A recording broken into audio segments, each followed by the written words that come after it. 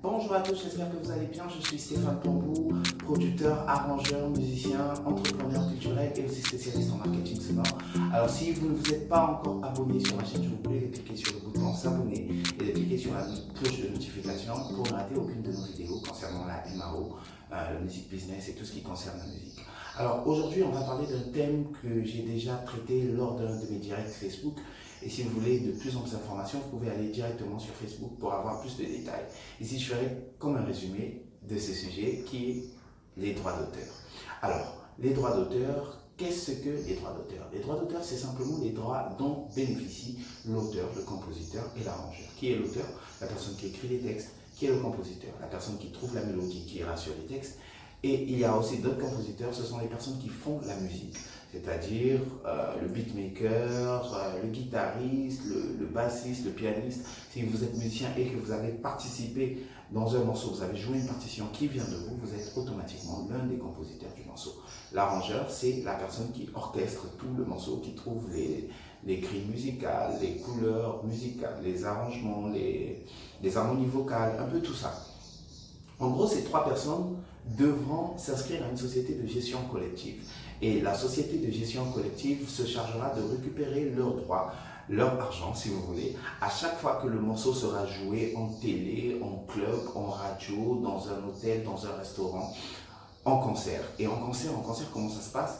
Les artistes devront aller récupérer ce qu'on appelle une fiche jaune auprès de la société de gestion collective. Ensuite, ils rempliront leur répertoire, les morceaux qu'ils auront joués sur le concert, quel que soit le pays où ils se trouveront. Et ensuite, l'organisateur du concert devra signer et cacheter cette fiche jaune qu'ils vont rapporter à la société de gestion collective.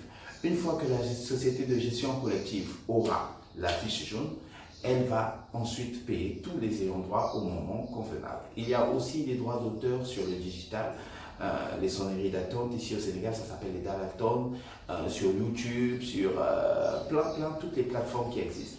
Alors, pour les droits d'auteur numériques ou sur le digital, vous pouvez les récolter avec votre société de gestion collective ou en embauchant un éditeur.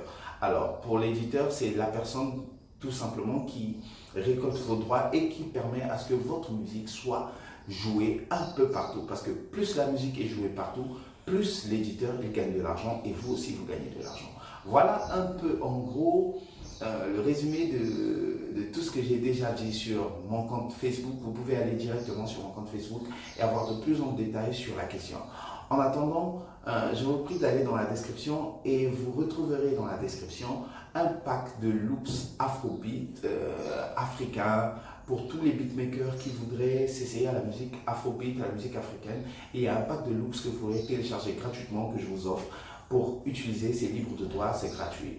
Et vous aurez aussi en lien mon album de relaxation que j'ai réalisé avec Sphinx Manou et aussi un pack d'albums Afrobeat et plein d'autres cadeaux.